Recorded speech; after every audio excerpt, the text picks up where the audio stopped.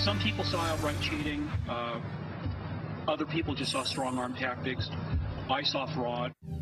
Last weekend, we had on John Siegel. He's the executive producer of a new documentary called We Will Not Be Silenced 2008. The film alleges that the 2008 Democratic primary race was rife with voter violations, intimidation, and fraud at the hands of the Obama campaign, amounting to the nomination being stolen from Hillary Clinton. Steve Hillenbrand was Obama's deputy campaign manager, and he joins me now to answer some of the film's charges. Steve, we really appreciate you coming in to address all of this. Great to be here. Let's start at the beginning. The film interviews scores of people who say that they saw rampant voter violations. One of the big issues, they say, was that Hillary supporters were literally locked out of polling places and caucuses. Let's take a listen.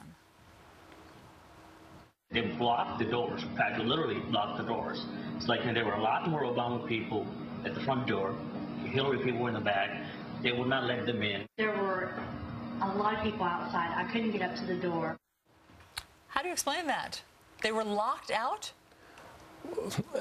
That's the allegations these folks are making. And, you know, keep in mind, these elections, these caucuses that they're talking about took place 2 years ago. 2 years ago.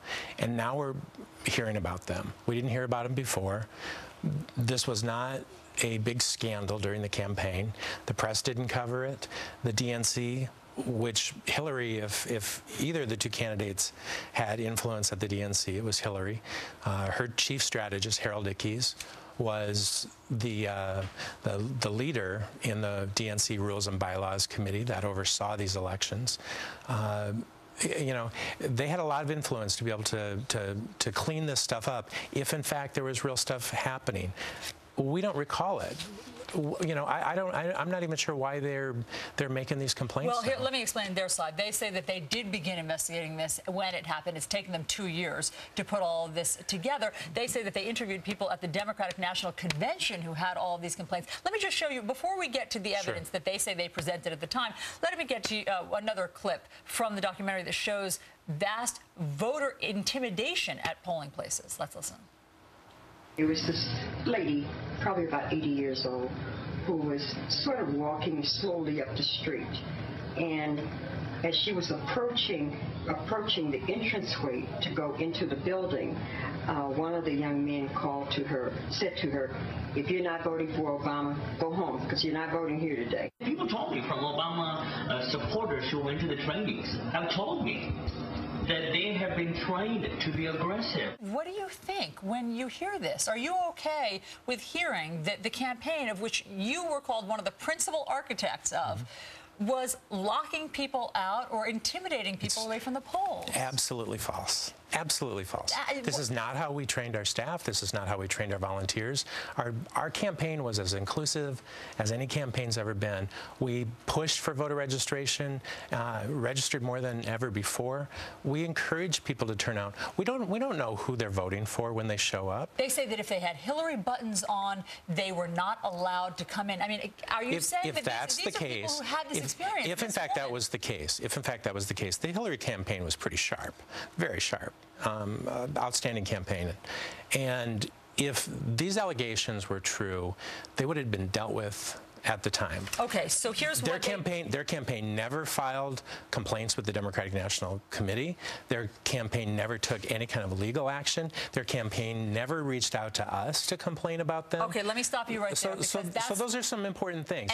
So 2 years later, these folks are putting together a documentary. They haven't even raised enough money to put it on, however, to actually finish the documentary. Here of the documentary say that that's not true, what you're saying. They say that, in fact, Hillary's legal team did reach out to people, including your campaign. Here is a letter from their legal team. It's dated January 23rd, 2008, in which they say there was an egregious effort by the Obama campaign to manipulate the voter registration process in its own favor, thereby disenfranchising countless voters. The committee has received a vast number of reliable reports of voter suppression and intimidation by the Obama campaign. This was sent to the Nevada State Democratic Party. A memo was sent to your campaign. That's January. There are also... And what did the Nevada Democratic Party do? Nothing. They say Hillary Clinton won the Nevada caucuses. She won the Nevada caucuses. So how is she complaining? How is their campaign complaining about this? There were 2,000 complaints in Texas alone. In Texas alone. She won She won the popular vote in Texas. She won 51 to Obama's 47,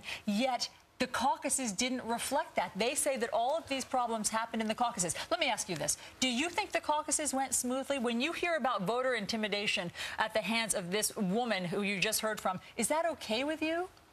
It is absolutely not okay with me, and it's not the operating style that our campaign had. It is not. It's not Barack Obama's style. He would never go for this. He is not a win at any cost kind of person, period. So what do you say? I think they're very unfounded. But I'm showing you right now the press releases that Hillary Clinton's campaign put out on March 4th after the primaries, calling upon your campaign and the media to cover the and nothing happened from it. There was nothing that came from it. So clearly there couldn't have been anything too serious going on. The Democratic National Committee would have stopped. Would have They jumped say that in. they told Howard Dean and that Howard Dean was in the pocket of the Obama campaign. The Rules and Bylaws Committee was in the pocket of the Hillary Clinton campaign, including her chief strategist, who basically ran that committee. So Howard Dean does not have full authority to do this. The Rules and Bylaws Committee does. Look, and they chose to do nothing. What do you say to your fellow Democrats here, the people who put this together, who say that this amounted to Barack Obama stealing the nomination from Hillary Clinton? If that's the case, let's hear from Hillary Clinton that that's the case. She's not, she never would have endorsed Barack Obama immediately at the end of the primary season. She never would have accepted a Secretary of State position. If this is such a bitter feeling all the way up, and I don't believe it is, then she wouldn't have been as close to the president as she is right now. Steve Hildebrand, you again were one of the architects of Obama's campaign in 2008. Thanks so much for coming on. Thank you, Alison. And we hope to have a response from the filmmakers tomorrow. Meanwhile, coming up next, heartbreak to heart attack? Could breaking up actually stress